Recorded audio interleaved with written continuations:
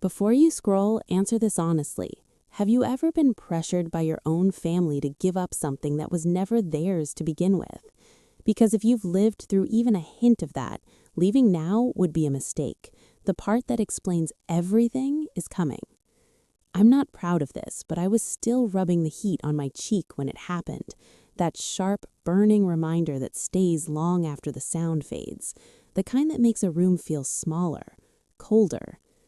30 relatives sat frozen around a massive dining table, forks hovering midair, breaths held like someone had pulled the oxygen out of the room. And then the lawyer leaned forward and looked straight at my mother, not angry, not loud, just calm. And in that moment, nothing else mattered, because just minutes earlier, everything had exploded. It was our family's annual fall gathering at the lakeside compound, the kind of place people whisper about like it's folklore. Tall windows overlooking the water, pine trees glowing gold outside, that polished old money quiet that makes you sit straighter without realizing why. My sister Emily stood up so fast her chair screeched. She slammed a thick folder onto the table and said, flat and cold, "Sign the deed to the $8.4 million estate over to me, right now." I laughed at first, not because it was funny, but because sometimes shock comes out sideways. I said, no.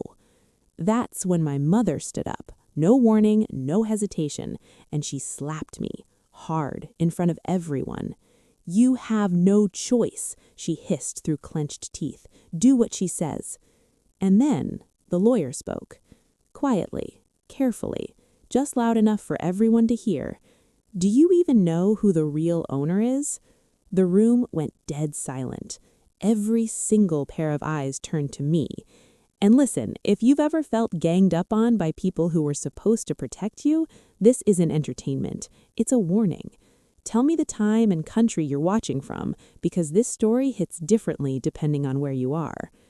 That morning already felt off before any of this happened.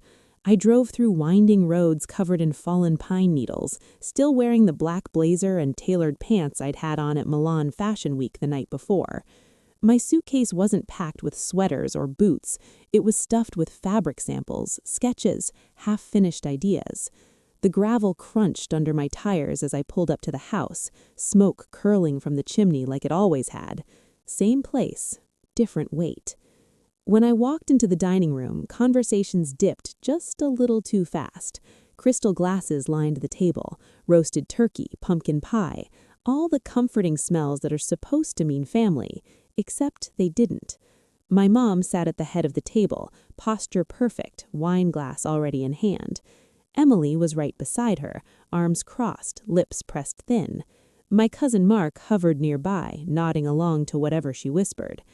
I took an empty seat near the end and pretended not to hear the murmurs.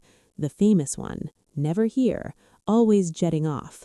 I'd heard it for years. At first, everything stayed polite. Kids, boats, weather.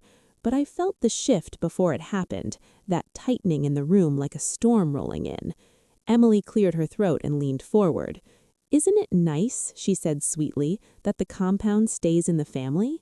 Then she turned to me.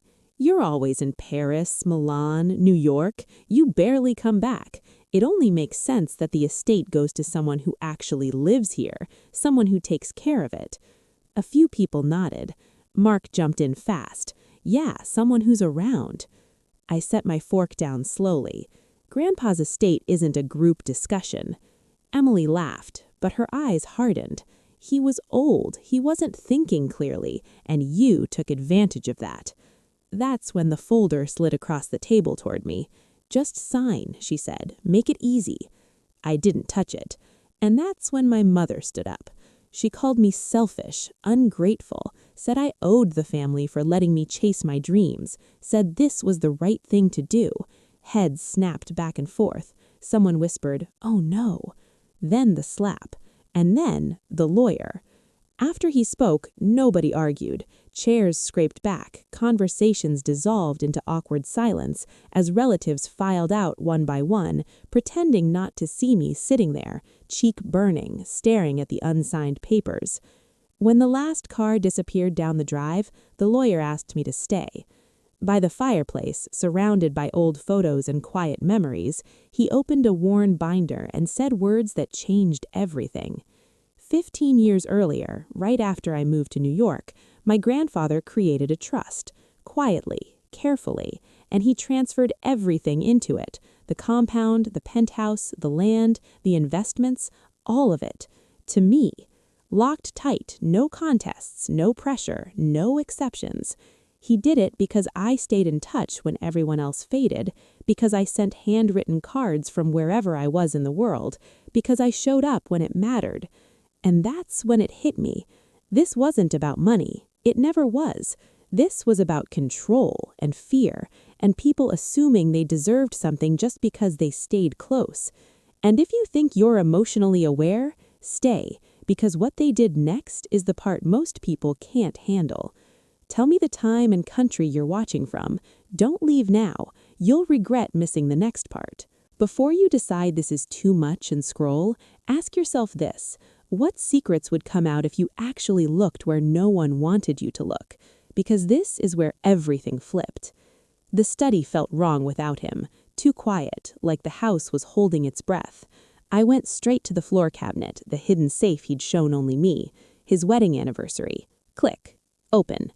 Inside wasn't nostalgia. It was panic on paper. Mortgage files, 6 figures, my mother listed as owner, using an old will that didn't even apply anymore. Red stamps, missed payments, and then the letter that made my stomach drop. Final notice, foreclosure, 30 days. Then I found the envelope, my sister's handwriting, a forged deed transferring the house to my cousin, contractor bids, renovations, luxury charges, all betting on money that was never coming.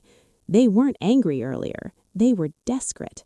That's when I heard tires on gravel. The front door opened, and suddenly they were standing there again, tears ready, voices shaking, demanding I fix this. I didn't argue. I didn't explain. I just said, the bank will know soon. If this feels familiar, stay. Tell me the time and country you're watching from. The next part is what most people regret missing.